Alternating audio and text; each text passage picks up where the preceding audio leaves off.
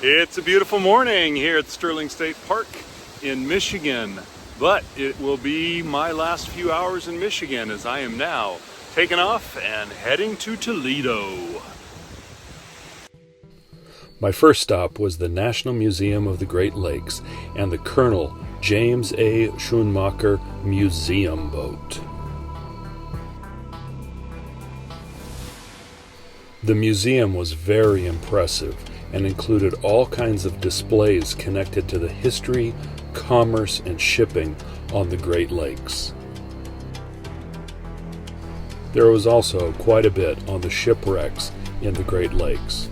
Historians know there are at least 8,000 ships on the bottom of the Great Lakes, and some of them we don't know where they are.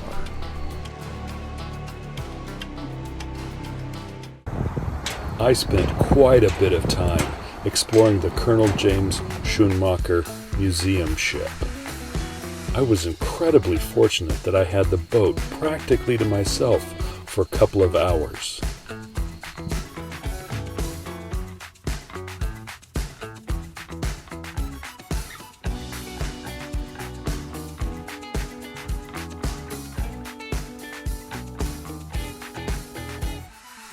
However, try as I might, I couldn't get the ship going, so I had to head back to my Jeep. And unfortunately, it had trouble going too. The awesome mechanic at Community Car Care was able to get me back up and running in a few hours, but I had to skip trying Hungarian hot dogs at Tony Paco's. Well, the mechanic obviously fixed my Jeep as I am to my next location, which is the East Harbor Campground near Port Clinton, Ohio. It's a very big campground by the shores of Lake Erie. Give you a quick little tour around. There's not that many people in the loop that I'm in, but I think where I'd be staying very long there probably would be.